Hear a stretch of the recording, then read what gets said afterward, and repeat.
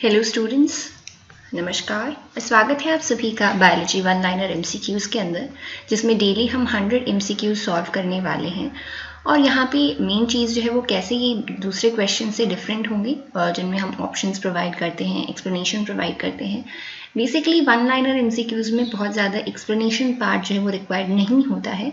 Still we will provide you with some tips and tricks जिनसे easily आप इन one liners question को याद कर सकते हैं और एग्जाम में बहुत ही आसानी से उनको आप आंसर जो है वो करेक्ट कर पाएंगे। तो चलिए वीडियो स्टार्ट करते हैं हम और इसका इंट्रोडक्शन नहीं बढ़ाते हैं। देखिए सवालों की बौछार अब यहाँ पे आपके ऊपर हो रही है। सबसे पहला है which is the world's longest venomous snake. तो देखिए ये क्वेश्चन किसी एग्जाम में रिपीटेड क्वेश्चन है। तो क्वेश्चन ये है कि सबसे बड़ा जो विषैला सांप है वो आपको बताना है कौन सा है। तो बेसिकली जो आपके वेनमस स्नेक्स हैं उनमें 2-3 एग्जाम्पल ही हैं जो रिपीटेडली पूछे जाते हैं। वो किंग कोबरा हो सकता है, क्रेट हो सकता है, बट इनमें अगर लॉन्गेस्ट की बात करें तो लॉन्गेस्ट वेनमस स्नेक कौन सा है आपका सबसे लंबा विषैला सांप, that is your king cobra. Okay, अगला सवाल है कि कौन सा भाग जो है आपके ईयर का, कान का कौन सा पार्ट है जो साउंड की वाइब्रेशंस को इलेक्ट्रिकल सिग्नल्स में कन्वर्ट करता है। ठीक है, तो जो बाहर आपका विजिबल पार्ट होता है इसका सिर्फ इतना ही फंक्शन होता है कि जितनी भी आपकी साउंड वेव्स होती हैं उन सबको ये फनल की तरह एक्ट करेगा और आपका अंदर जो ईयर का पार्ट है उसमें पहुंचा देगा। सो क्वेश्चन यहाँ पे ये है कि साउंड वाइब्रेशंस को इलेक्ट्रिकल सिग्नल्स में कौन से पार्ट ने कन्वर्ट किया। तो ये कन्वर्जन होता है आपका एक ईयर का पार्ट है, इंटरनल ईयर का एक पार्ट है, इनर ईयर का, which is known as cochlea. Okay, और कॉक्लिया एक कॉइल्ड स्ट्रक्चर है इस तरह से, और ह्यूमन कॉक्लिया के अंदर 2-3/4 जो है कॉइल्स प्रेजेंट होते हैं। Next is the chemical process by which glucose is broken down anaerobically is known as। तो सवाल को ध्यान से पढ़ना है। केमिकल प्रोसेस बताया जिसमें ग्लूकोज का ब्रेक डाउन हो रहा है, यानी कि ग्लूकोज जो छोटी छोटी मॉलिक्यूल्स में ब्रेक डाउन हो जाएगा anaerobically. What do you mean by anaerobically, यानी यहाँ पे ऑक्सीजन की एब्सेंस होगी, ऑक्सीजन प्रेजेंट नहीं होगा। अगर ऑक्सीजन प्रेजेंट होती तो इसी प्रोसेस को हम क्या कहते हैं, ग्लाइकोलाइसिस कहते हैं, ग्लाइकोलाइसिस। और यहाँ पे एनएरोबिकली पूछा है तो इस प्रोसेस को क्या कहा जाता है, फर्मेंटेशन। और फर्मेंटेशन के प्रोडक्ट्स जो है वो ग्लाइकोलाइसिस के प्रोडक्ट से डिफरेंट होंगे, सेम नहीं होंगे। आगे देखिए जो सवाल आपसे पूछा जा सकता है वो on which principle does human I work. Human आई जो है, मानव की जो आंख है, वो कौन से सिद्धांत पे कार्य करती है। तो देखिए वी ऑल नो आई के अंदर लेंस प्रेजेंट होता है। ओके, तो लेंस पे यहाँ पे जो प्रोसेस जिससे सारा आपका जो बेस्ड है, आपका जो विजन है, किस तरह से आपको रात में देख पाते हो, दिन में देख पाते हो, all of that is dependent upon the refraction of light. जो भी लाइट आपकी लेंस सरफेस के ऊपर आएगी वो वापस रिफ्रैक्ट हो जाती है लेंस से, उसकी रिफ्रैक्शन प्रॉपर्टी की वजह से। So right answer here is refraction of light. अब देखिए विटामिन जो टॉपिक है that is very important for these one liners. ठीक है, तो यहाँ पे आपको जो मोस्ट कॉमन क्वेश्चंस पूछे जाएंगे वो उसका जो दूसरा नाम है। जैसे सिंपली हम विटामिन को कैसे जानते हैं, विटामिन ए, बी के बहुत सारे हैं, देन सी, डी, बट यहाँ आपको पूछा जाएगा कि विटामिन बी को केमिकल नेम उसका क्या है, या फिर what is the other name जिससे हम विटामिन B1 को जानते हैं। ओके, तो यहाँ से आपके काफ़ी विटामिन के क्वेश्चंस शुरू होंगे। फर्स्ट इज विटामिन B1 का दूसरा नाम क्या है। विटामिन B1 को जो है थायमीन के नाम से भी जाना जाता है। तो इसको अगर आपको ट्रिक बनानी है, अगर मेरे हिसाब से आपको याद करें, so you can simply do it. 1 को अगर आप ड्रॉ करेंगे देन उसको सिंपली एक मॉडिफिकेशन अगर आपको करना है तो T से शुरू होगा बेसिकली आपका B1 का नाम, which is thymine. Okay, B3 का इसी तरह आपको बताना है, तो B3 और B5 जो है वो आप सिंपली याद कर सकते हो। ठीक है, B5 जो है 5 को यूजुअली हम यहाँ पे पेंटा वर्ड यूज करते हैं केमिस्ट्री के अंदर 5 के लिए। तो यहाँ पे आपका B5 आएगा सिर्फ पेंटोथेनिक एसिड, और B5 के साथ में यूजुअली नियासिन को कंफ्यूज किया जाता है, बट नियासिन जो है वो किसका दूसरा नाम है, इट इज B3 के लिए जो दूसरा नाम होता है वो कौन सा है, नियासिन। विटामिन सी का थोड़ा इजी है, ये हो सकता है आपको पता भी हो। विटामिन सी के लिए जो केमिकल नेम है उसकी स्ट्रक्चर के बिहाफ पे जो नाम उसको दिया गया दैट इज एस्कॉर्बिक एसिड। आपके जितने सिट्रस फ्रूट्स हैं उनमें पाया जाता है। नेक्स्ट विटामिन B5 से आपको याद रखना है 5 फॉर पेंटा को यहाँ पे आपको सिर्फ कन्वर्ट करना है पेंटो के अंदर, and the name will be pantothenic acid. Similarly आपको B6 का नाम बताना है। B6 का नाम अगेन इंपॉर्टेंट है। B6 के लिए जो आपके पास नाम होगा वो होगा कौन सा, pyridoxine. B7 is biotin. Okay, तो ये हो सकता है आपको 6 और 7 याद ना हो पाए, बट आपको बाकी याद हो जाएंगे। B1 क्या था, थायमीन था। B2 की हमने बात करी नहीं है। B3 is niacin. ओके, उसके बाद में B5 is pantothenic acid, B6 is pyridoxine and B7 is biotin. Okay, ये आपके बी कॉम्प्लेक्स के विटामिन हो गए। यहाँ पे सिर्फ एक बचता है शायद, that is vitamin B12 which is known as cyanocobalamin. Now vitamin A, what is vitamin A or what is the other name for vitamin A? Vitamin A also known as retinol. तो इसको easily आप कैसे याद करोगे? आपको मालूम होगा कि विटामिन ए की डेफिशिएंसी से जो भी प्रॉब्लम्स होती हैं they are all related to your eye, जैसे कि नाइट ब्लाइंडनेस है, उसके साथ साथ आपका ज़ीरोफ्थैलेमिया है। सो विटामिन ए जो है वो आपका एसोसिएटेड है आई से, और आई के अंदर एक स्ट्रक्चर प्रेजेंट है, if you all know, that is retina. Simple है, ये सुना होगा आपने। और ये रेटाइना जो है इसी के जैसा नाम जो है विटामिन ए का होगा, विच इज़ रेटिनॉल। तो ए हटाया है सिर्फ, बाकी नाम जो है विटामिन ए के नेम में भी ले लिया है। ओके, सिंपल है, विटामिन ए को याद रखना। Next is plants that grow in the absence of sunlight in water are called. आपको ऐसे प्लांट्स का नाम बताना है जिनको सनलाइट की ज़रूरत नहीं होती है। वैसे देखिए इसका आंसर फंगाई है, but fungi are not actually plants, but fungi जो है ये हेटेरोट्रॉपिक होते हैं, so they are not plants, but still ये सनलाइट की एब्सेंस में ग्रो कर सकते हैं। ओके, क्योंकि ये जो है ऑटोट्रॉपिक नहीं होते हैं, इनको सनलाइट की कोई भी रिक्वायरमेंट नहीं होती है। एडिबल पार्ट बताना है आपको बनाना का। बनाना का जो पार्ट होता है सबसे बाहर उसका छिलका होता है जो हम रिमूव कर देते हैं, उसको हम बोलते हैं एपीकार्प। तो एपीकार्प के अलावा जो भी पार्ट होता है बनाना के अंदर वो पूरा एडिबल होता है, ठीक है, विच इज एंडोकार्प एंड मीसोकार्प। जो अंदर का पार्ट जो भी आप खाते हैं वो किन दो चीज़ों से मिलकर बनता है, endocarp as well as mesocarp. Next question is Which word will best complete the relationship given below? आपको दो ऑर्गेनिज्म दिए हैं, बैक्टीरिया, और बैक्टीरिया का आगे जो प्रोसेस दी है that is decomposition. So basically जितने भी बैक्टीरिया हैं वो सब क्या करते हैं, डीकम्पोजिशन का काम करते हैं। सिमिलरली आपको बताना है यीस्ट जो है वो इस तरह की कौन सी एक्टिविटी में इन्वॉल्व होता है। तो यीस्ट किस में इन्वॉल्व होता है, फर्मेंटेशन के अंदर। इनफैक्ट जो पहला एंजाइम डिस्कवर किया गया था जाइमेज, वो भी किस में डिस्कवर किया गया था, यीस्ट के अंदर ही डिस्कवर किया था। एंड दिस एंजाइम जाइमेज, इसका रोल होता है फर्मेंटेशन के अंदर। ओके,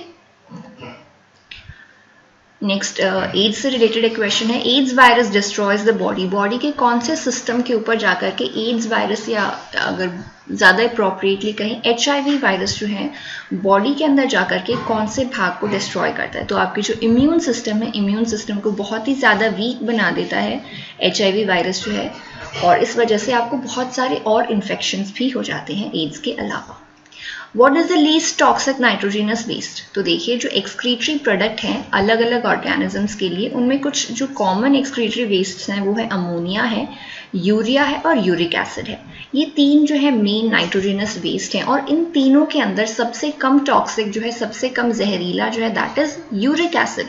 और यूरिक एसिड सीक्रेट करने वाले अगर आपको कोई एग्जाम्पल पूछे जाएं तो बर्ड्स जो है सारी वो यूरिक एसिड उनकी वो रिलीज करती है अपनी बॉडी से बाहर। जो नाइट्रोजनस वेस्ट का फॉर्म है उनमें रिलीज करने का वो है यूरिक एसिड। ओके, नेक्स्ट देखिए आपको बताना कि कलर विजन जो है आई में, यानी कि अलग अलग कलर्स को आप जो डिफ्रेंशिएट कर पाते हो वो किस वजह से होता है। तो देखिए कलर में सी है एंड कोन्स में सी है, तो कोन्स की वजह से आपका होता है कलर विजन। और दूसरा क्वेश्चन यहीं पे जो आपका हो सकता है दैट इज रोड्स की वजह से आपका होता है रात का जो विजन है वो आर फॉर रॉड्स, एंड आप इसको याद रख सकते हो रात से, ठीक है। यानी कि रात के टाइम पे आपको देखने में जो हेल्प करते हैं आई की कौन सी स्ट्रक्चर होती है वो that is rods.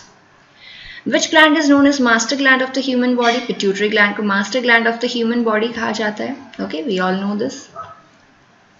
What is the structure and functional unit of excretory system? जो excretory system है आपका उत्सर्जन तंत्र है, उसकी संरचनात्मक और कार्यात्मक इकाई कौन सी, यानी उसकी सबसे छोटी यूनिट क्या है। नेफ्रॉन जो है excretory system की सबसे छोटी यूनिट है।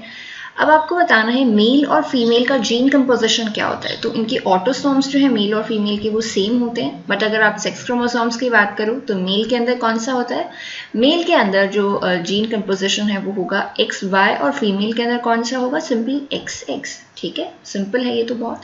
फीमेल के अंदर होगा XX, और जो डिफरेंट क्रोमोसोम्स होते हैं दोनों वो होते हैं मेल के अंदर। A boy gets chromosome from the father, एक लड़का है उसको अपने फादर से कौन कौन से क्रोमोसोम मिलेंगे। तो फर्स्ट ऑफ ऑल ऑटोसोम्स की बात करें तो आधे ऑटोसोम्स जो है वो एक पेरेंट से मिलते हैं, B it father B it mother. तो किसी भी जो प्रोजेनी है, कोई भी बच्चा है, उसको 22 क्रोमोसोम्स जो है वो फादर से मिलेंगे और 22 क्रोमोसोम्स जो है वो मदर से मिलेंगे, जो कौन से हैं, ऑटोसोम्स। उसके अलावा अगर सेक्स क्रोमोसोम्स की बात करें तो जो मदर है, मदर के पास केवल XX क्रोमोसोम्स ही हैं, तो वो अपने सन को Y क्रोमोसोम नहीं दे पाएंगी। तो इसीलिए फादर से जो सेक्स क्रोमोसोम बॉय के पास में आएगा वो कौन सा होगा, Y। ठीक है, तो करेक्ट आंसर इसका क्या हो जाएगा, 22 + Y। और इसी तरह अगर यहाँ पे मदर का पूछा जाता तो वो क्या हो जाता, 22 सेम रहने वाला है, और मदर क्या है, उनके पास सिर्फ X क्रोमोसोम है, वो अपना सिर्फ X क्रोमोसोम ही दे पाएंगे। Okay, What is the structural and functional unit of human body? जो मानव शरीर है उसकी सबसे छोटी इकाई कौन सी है, तो सेल। मानव शरीर जो है पूरा सेल से मिलकर के बना है, छोटी से छोटी चीज और बड़ी से बड़ी हर चीज जो है वो सेल से मिलकर के ही बनी हुई है। ठीक है, तो करेक्ट आंसर इसका कौन सा होगा, कोशिका जो है मानव शरीर की संरचनात्मक और कार्यात्मक इकाई है। इसी तरह से आपको लिवर का यूनिट पूछा, लिवर की सबसे छोटी इकाई पूछी है, तो देखिए यहाँ पे आपको बताया हेपाटोसाइट्स या फिर यकृत कोशिका।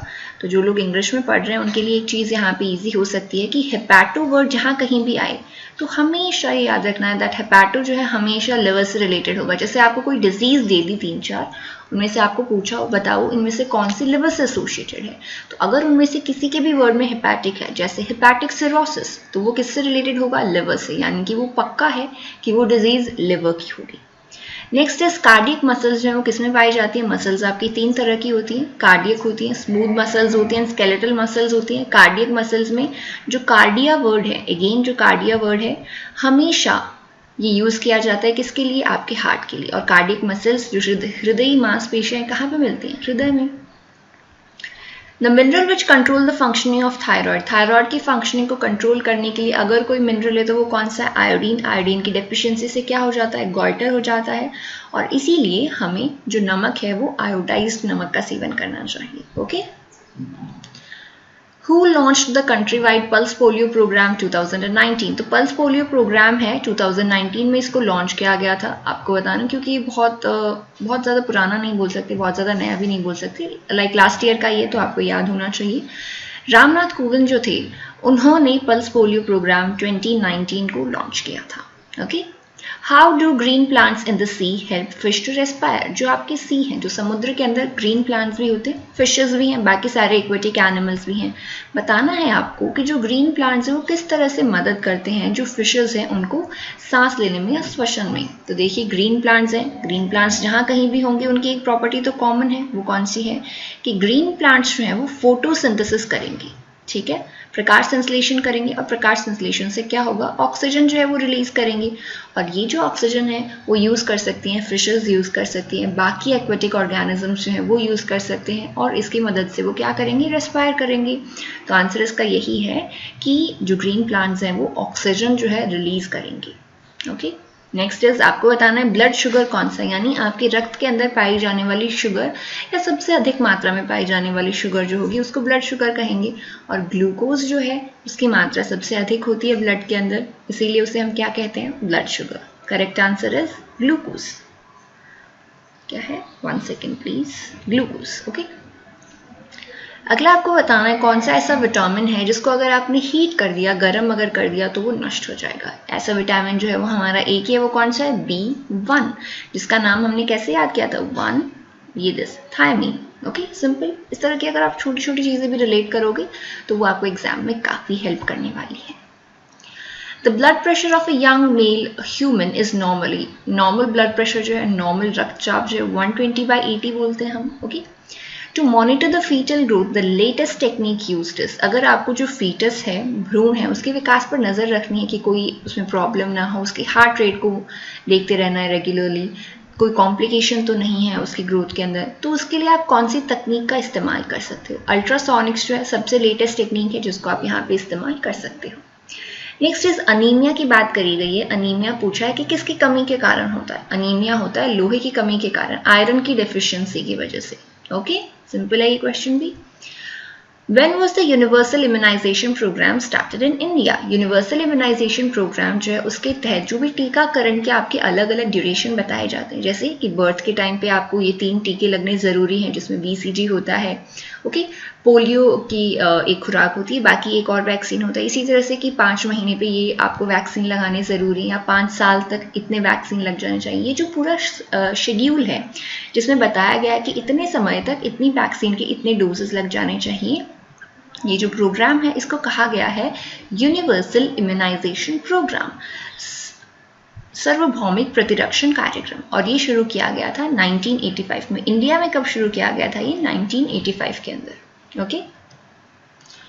नेक्स्ट बताना है आपका एसिड सीक्रेशन जो है वो आपके पूरी बॉडी के अंदर कौन सा ऐसा ऑर्गन है जिसमें एसिड सीक्रेशन होता है? स्टमक के अंदर होता है, हम सब जानते हैं, ठीक है। कौन सा एसिड सीक्रेट होता है? HCl। ग्राफिन फॉलिकल्स के बारे में पूछ रहा है, are characteristically found in. Graafian follicles कहाँ पे पाई जाती है? ग्राफिन फॉलिकल्स जो है इनके अंदर ओवम प्रेजेंट होता है और इन्हीं से ओव्यूलेशन होता है। आपकी जो मैमल्स की ओवरी है, फीमेल्स के अंदर जो ओवरी प्रेजेंट है, अंडाशय, उनके अंदर जो है ग्राफिन फॉलिकल पाया जाता है। और केवल ये ऐसा नहीं है किसी भी और स्पीसीज में नहीं मिलेगा, सिर्फ और सिर्फ ग्राफिन फॉलिकल्स पाए जाते हैं मैमल्स के अंदर, ओके। आपको बताना है कि जो विजुअली इम्पेयर्ड स्टूडेंट्स हैं, ठीक है, दृष्टि बाधित जो छात्र हैं, उनके अंदर कौन से इंडिकेटर को यूज किया जा सकता है? तो वनीला जो है एक इंडिकेटर है जिसको यूज किया जा सकता है विजुअली इम्पेयर्ड स्टूडेंट्स के अंदर। अब आपको बताना है कि अपनी जो व्हीकल्स होती हैं, जितनी भी हमारी गाड़ियां हैं, उनके अंदर एयर पोल्यूशन को कंट्रोल करने के लिए कुछ डिवाइसेस इंस्टॉल करी जाती हैं। उनमें से कोई एक डिवाइस का आपको नाम बताना है। उस एक डिवाइस का एग्जाम्पल है कैटालिटिक कन्वर्टर। ये कैटालिटिक कन्वर्टर क्या करता है? अब क्या है कि जब भी आपका जो पेट्रोल है या डीजल है उसकी बर्निंग होती है मशीन के अंदर, आपकी व्हीकल के अंदर, तो वहाँ पे बहुत सारी पॉइजनस गैसेस, या फिर हम कहें not poisonous gases, actually pollutants जो हैं, प्रदूषक जो हैं, वो प्रोड्यूस होते हैं और उनको हमें कन्वर्ट करना है इस तरह की गैसेस के अंदर जो कि बाहर आपके एटमॉस्फेयर में जाकर के प्रदूषण ना कॉज करें। उसके लिए गाड़ियों के अंदर हम लगाते हैं क्या? कैटालिटिक कन्वर्टर्स, ओके, जो क्या करेंगे? पोल्यूटेंट्स जो रिलीज हो रहे हैं उनकी मात्रा को कम कर देंगे या फिर उनको कोई और गैस में कन्वर्ट कर देंगे। इजी है। अब आपको बताना है आपकी बॉडी की लॉन्गेस्ट और लार्जेस्ट बोन कौन सी है? फीमर जो है आपकी बॉडी की लॉन्गेस्ट और लार्जेस्ट बोन है, स्ट्रॉन्गेस्ट भी फीमर है। बट अगर आपको पूछा जाए कि आपके फेस की स्ट्रॉन्गेस्ट बोन कौन सी है, तो वो कौन सी होगी? आपकी लोअर जॉ या फिर मैंडिबल, ओके। तो इन दोनों में कंफ्यूज नहीं करना है। पूरी बॉडी की स्ट्रॉन्गेस्ट बोन है फीमर, बट सिर्फ फेस की कौन सी है आपकी? सिर्फ फेस की आपकी होगी मैंडिबल। आउटर ईयर जो है ये स्ट्रक्चर आपको जो विजिबल है, इसको आप क्या बोलते हैं? इसको आप बोलते हैं पिन्ना या फिर ईयर पिन्ना, ओके। अब आपको बताना है प्लांट्स जो है, प्लांट्स को भी रेस्पिरेशन की जरूरत है। ऐसा नहीं है कि प्लांट्स हमेशा ही ऑक्सीजन रिलीज करते रहते हैं, प्लांट्स तो फोटोसिंथेसिस से, तो उनको क्या जरूरत है ऑक्सीजन की? बट नहीं, प्लांट्स भी जो है रेस्पिरेशन करते हैं, क्योंकि फोटोसिंथेसिस तो केवल डे टाइम में होता है जब सनलाइट अवेलेबल होती है, तो नाइट टाइम में प्लांट्स जो रेस्पायर करते हैं, डे टाइम में भी करते हैं, ऐसा कुछ नहीं है। तो रेस्पिरेशन के लिए इनके पास में कोई स्ट्रक्चर प्रेजेंट होनी चाहिए, जैसे आपके पास में पूरा रेस्पिरेटरी सिस्टम है। प्लांट्स के पास में प्रेजेंट होते हैं स्टोमेटा, ओके। सिंपल पोर्स होते हैं, ये स्टेम पे हो सकते हैं, लीव्स पे हो सकते हैं।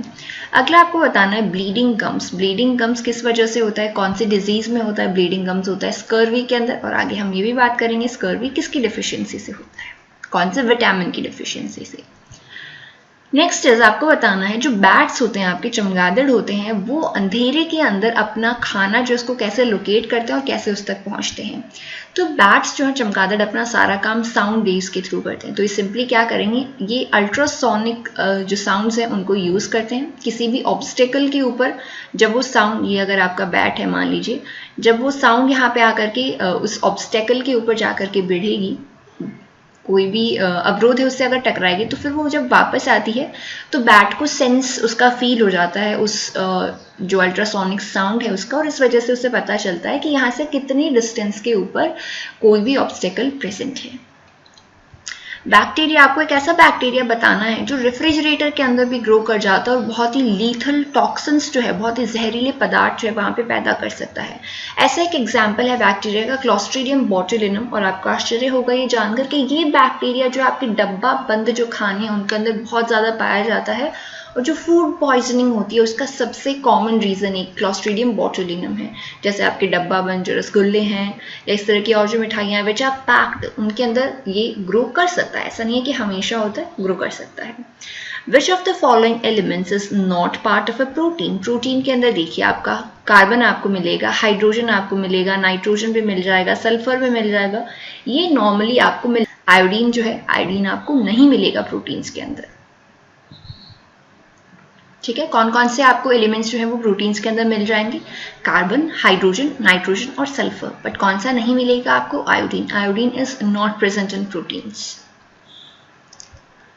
The increase in oil production is due to, oil production के अंदर जो बढ़ावा हुआ है वो कौन से रिवोल्यूशन के? अब देखिए जितनी भी ये रिवोल्यूशंस हैं उनके जो नाम हैं they are almost link to जो प्रोडक्ट है वो।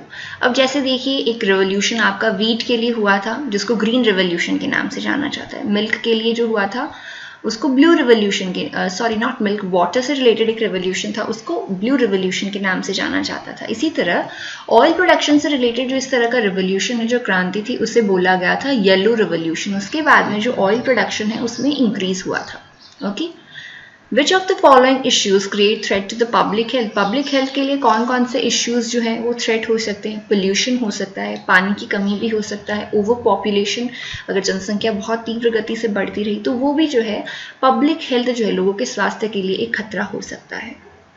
नेक्स्ट आपको बताना है ज़ीरोथैलेमिया किसकी डेफिशिएंसी से होता है? ज़ीरोथैलेमिया जो है अगेन ये एक आँख से रिलेटेड आपका एक डिसीज़ है जो होता है विटामिन ए की डेफिशिएंसी से। कहीं भी अगर आपको लगे आँख से रिलेटेड कोई भी बीमारी है वो किसकी डेफिशिएंसी से होगी? Vitamin A. बायोगैस के कंस्टिट्यूएंट्स आपको बताने, तो देखिए एक चीज़ जो मेरी तरफ से आपके लिए है वो ये है कि बायोगैस के कंस्टिट्यूएंट्स के अंदर कभी भी आप ऑक्सीजन को ना बताएं, ठीक है? क्योंकि एक बहुत ही टेंडेंसी रहती है कि ऑक्सीजन की प्रेजेंस में कंबशन रिएक्शन होती है, तो मे बी बायोगैस के अंदर भी ऑक्सीजन प्रेजेंट होगा, बट नहीं।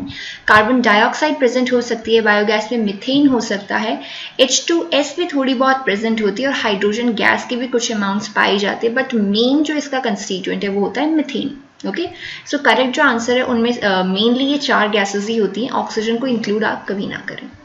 पेनिसिलिन आपको बताना है, पेनिसिलिन जो है एक पहली ड्रग जो डिस्कवर करी गई थी, पहली उसको नाम दिया गया था वंडर ड्रग, और ये डिस्कवर किसने करी थी? ये डिस्कवर करी थी अलेक्जेंडर फ्लेमिंग ने। ओके, अगला है कौन सा ऐसा विटामिन है जो ब्लड क्लॉटिंग के लिए एसेंशियल है? ब्लड क्लॉट के लिए जो एसेंशियल विटामिन है, जो क्लॉटिंग ऑफ ब्लड की बहुत सारी आपकी रिएक्शंस हैं, वहाँ पे आपका जो विटामिन काम आता है वो कौन सा है? विटामिन के।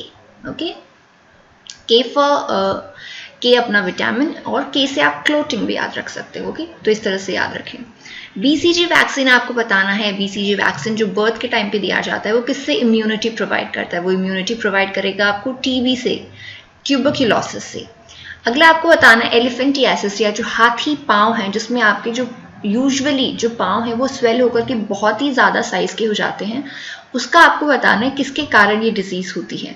तो ये आपकी होती है वुचरेरिया बैंक्रॉफ्टाई की वजह से। तो आपको हो सकता है क्वेश्चन में केवल वुचरेरिया दिया हो, ठीक है, या फिर हो सकता है आपको वुचरेरिया बैंक्रॉफ्टाई दिया हो। तो सबसे मेन जो रीज़न है इसका यही है। अगला आपको बताना है विटामिन B12 का नाम, जो मैंने आपको शुरू में सारे विटामिन के साथ में बता दिया था, ये कौन सा है? साइनोकोबालामीन। अगला आपको बताना है कैल्सीफेरॉल कौन से विटामिन का दूसरा नाम है? विटामिन D का दूसरा नाम जो है वो है कैल्सीफेरॉल, कभी कभी डाइकैल्सीफेरॉल या ट्राइकैल्सीफेरॉल के नाम से भी जाना जाता है। सिंपली अलग अलग केमिकल नेम्स हैं, बट अगर डाई ट्राई भी नहीं याद रखा है आप तो कैल्सीफेरॉल तो कम से कम आप याद रखें। फैट सॉल्युबल विटामिन आपको बताने, फैट सॉल्युबल विटामिन सिंपली आप याद रखें, अगर फैट सॉल्युबल वाटर सॉल्युबल दोनों यानी कि वसा में घुलने वाले और पानी में घुलनशील विटामिन अगर आपको अलग अलग याद नहीं रहते हैं तो सिंपली आपको याद रखना है कि वसा में घुलने वाले विटामिन है सिर्फ 4, और वो कौन से हैं? A, D, E और K। ठीक है, विटामिन सी आपको बताना है कहाँ पे प्रेजेंट होता है। तो जितने भी सिट्रस फ्रूट्स हैं, जितने भी खट्टे फ्रूट्स हैं आपके, उन सब के अंदर विटामिन सी जो है आपको ज़रूर मिलेगा। जैसे कि अगर हम बात करें सिट्रस फ्रूट्स यहाँ पे मेंशन है, गुआवा में आपको ये मिलेगा, टोमेटो में मिलेगा, ब्रोकली, पपाया, पी, इन सब के अंदर जो विटामिन सी प्रेजेंट होता है। बट मेन अगर एक ग्रुप का नाम अगर आपको देना हो तो वो कौन सा होगा? Citrus fruits.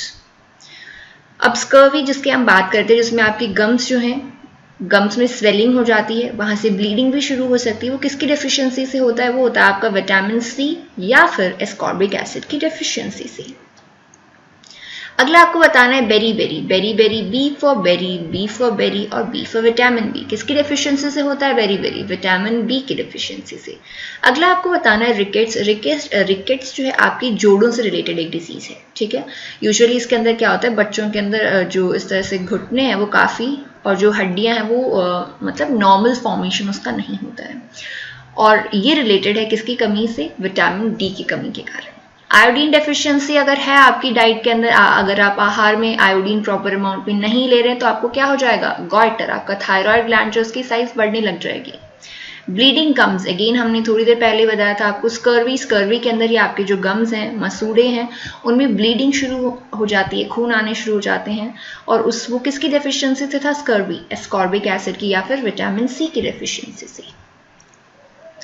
मिल्क जो है उसका मेन कंस्टिट्यूएंट कौन सा है? तो यहाँ पे आपको पूछा है प्रोटीन, तो प्रोटीन अगर आपको मिल्क का पूछें तो वो होगा आपका कैसीन। और अगर आपको शुगर पूछी जाए मिल्क की कि कौन सी शुगर मिल्क के अंदर प्रेजेंट है, तो वो कौन सी होती है आपकी? लैक्टोज। अब आपको बताना है विटामिन जो है दो अलग अलग तरह के होते हैं, वो कौन कौन से? तो एक जो वसा में घुलते हैं और दूसरे जो पानी में घुलनशील होते हैं, जल में घुलनशील हैं। अब आपको बताना है आपको उन विटामिन का नाम जो आपके ब्रेन की हेल्थ के लिए, ब्रेन की सेहत के लिए अनिवार्य है। तो विटामिन बी में से 3 विटामिन हैं जो ब्रेन की सेहत के लिए एसेंशियल हैं। बी फॉर ब्रेन और बी फॉर आपके विटामिन बी। और वो विटामिन बी कौन कौन से हैं? यहाँ पे आपका एक B6 होना चाहिए, B9 होना चाहिए और एक B12।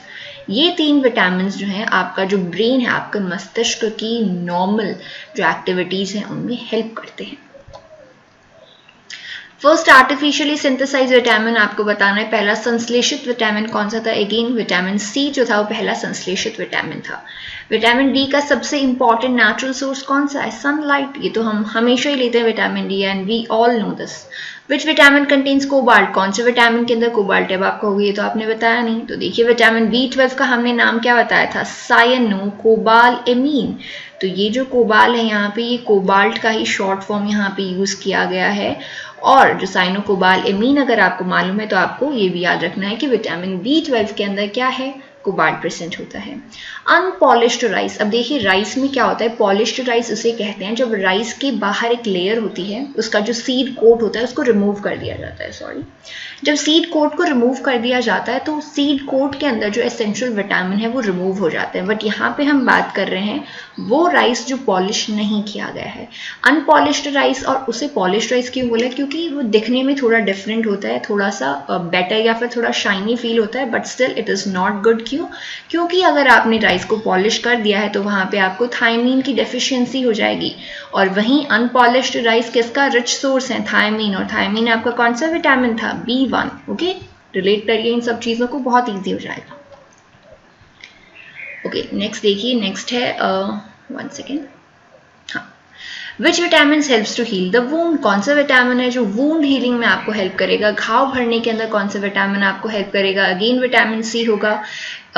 कैल्शियम के एब्जॉर्प्शन के अंदर कौन सा विटामिन हेल्प करता है? विटामिन डी कैल्शियम के एब्जॉर्प्शन में हेल्प करेगा। तो यहाँ पे मैक्सिमम जो विटामिन के क्वेश्चन है यहाँ तक हो चुके हैं। आगे बढ़ते हैं, आपको बताना है जो अपर लिम्ब है उसमें total number of bones, upper limb यानी कि आपका शोल्डर से लेकर के आपका जो हाथ का टिप है यहाँ तक कितनी बोन्स प्रेजेंट है। सिमिलरली एक और यहाँ पे आपके लिए बोनस है, वो ये है कि अगर आपको लोअर लिम्ब की भी अगर नंबर ऑफ बोन्स पूछा जाए, लोअर लिम्ब यानी कि आपका क्या, आपका हिप जॉइंट से लेकर के आपके जो टोज हैं वहां तक, लोअर लिम्ब हो या अपर लिम्ब हो, दोनों के अंदर कितनी बोन्स होती हैं? 30 बोन्स। यानी आपके एक अपर लिम्ब में 30 बोन्स होंगी, तो चारों में मिलाकर कितनी हुई? तो 120। तो 120 बोन्स तो सिर्फ आपके दोनों अपर लिम्ब और दोनों लोअर लिम्ब में प्रेजेंट होती है। इतने में नहीं जाना है तो सिर्फ इतना याद रखिए आपके लिए जो इंपॉर्टेंट है वो कि अपर लिम्ब लोअर लिम्ब दोनों के अंदर 30 बोन्स होती हैं, हर एक के अंदर, दोनों में नहीं बात करी गई है, इंडिविजुअल सिंगल के अंदर। अब आपको बताना है ह्यूमन फेस के अंदर कितनी बोन्स प्रेजेंट होती है। हम बात कर रहे हैं सिर्फ इतने पार्ट की, तो ये इतना पार्ट जो है आपका फेस का, इसके अंदर प्रेजेंट होती है 14 बोन्स। आप पूरे स्कल को पढ़ेगी तो स्कल के अंदर आपका क्रेनियम भी आ जाएगा और आपका फेस भी आ जाएगा, उसमें नंबर ऑफ बोन्स डिफरेंट होंगी, बट फेस के लिए मैंने क्या बोला? सिर्फ ये पार्ट जो विजिबल है। Okay, how many bones are present in human skull? अब देखिए ह्यूमन स्कल आ चुका है पूरा, जिसमें क्रेनियम और फेस दोनों इंक्लूड होगा। यहाँ पे जो टोटल नंबर ऑफ बोन्स होती हैं वो कितनी होती है? 22। अब हम पहले 79 क्वेश्चन करते हैं। स्मॉलेस्ट बोन आप सबको आती होगी, मुझे पक्का श्योर है। वो कौन सी है? स्टेपीज है। स्टेपीज के बारे में इंपॉर्टेंट क्या है कि ईयर में पाई जाने वाली एक बोन है, ठीक है। अब मैंने आपको एक स्टेप और आगे लेके जाते हैं हम आपको, और मैंने आपसे पूछा आप बताओ मुझे स्मॉलेस्ट मसल कौन सी है। तो अगर आपको स्मॉलेस्ट बोन पता है तो बहुत आसानी से आप स्मॉलेस्ट मसल भी बता दोगे।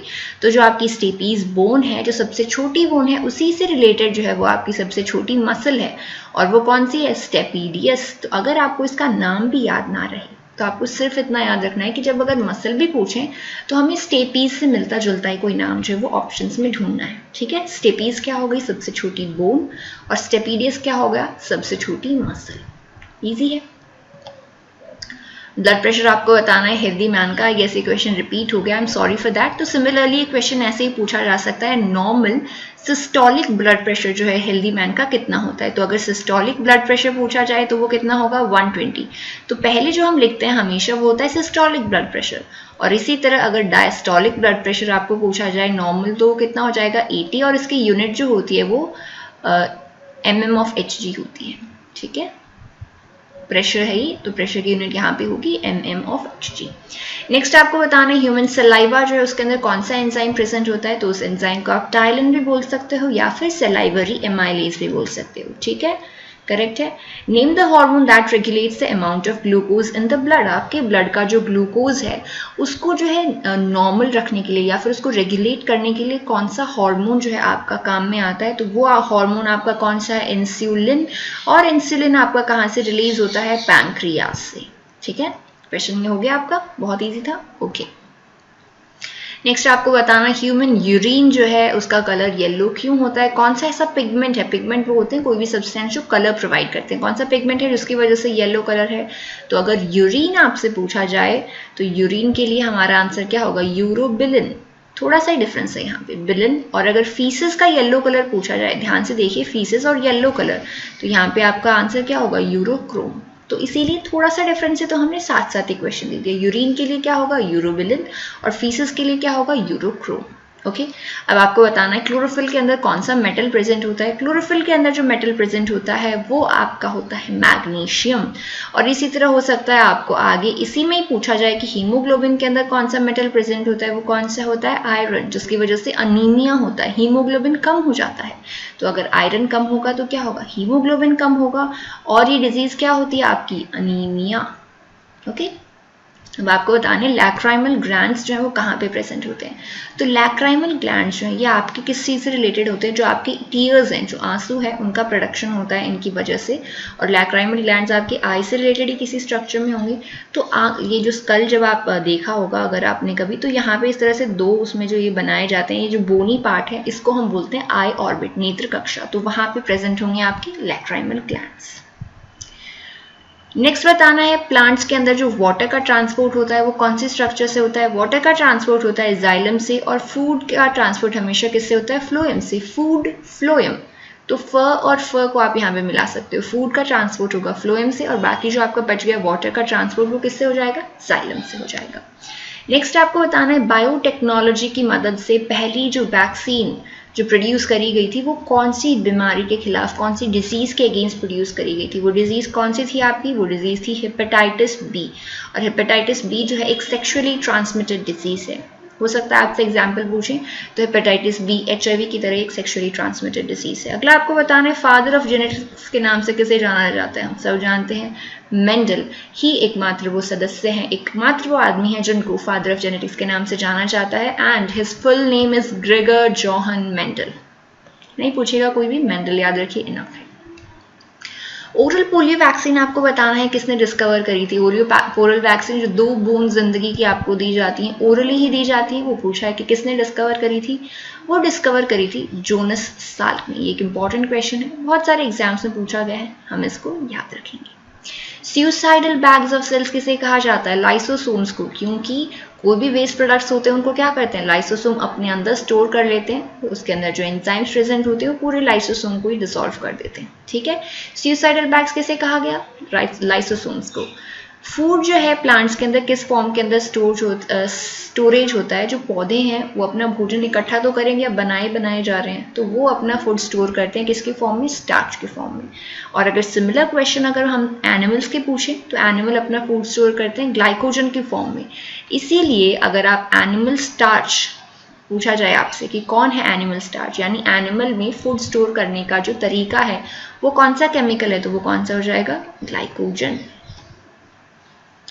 Next is food is store in the form of glycogen in human body. अब ग्लाइकोजन की फॉर्म में तो स्टोर होता है ह्यूमन बॉडी में, बट कहाँ स्टोर होता है, इतने सारे ऑर्गन्स हैं हमारी बॉडी में, कहाँ स्टोर होता है, जो आपका लिवर है, लिवर के अंदर स्टोर होता है आपका फूड एक्सेस जो भी होगा वो कौन सी फॉर्म में स्टोर होगा, अगेन इंपॉर्टेंट था ग्लाइकोजन।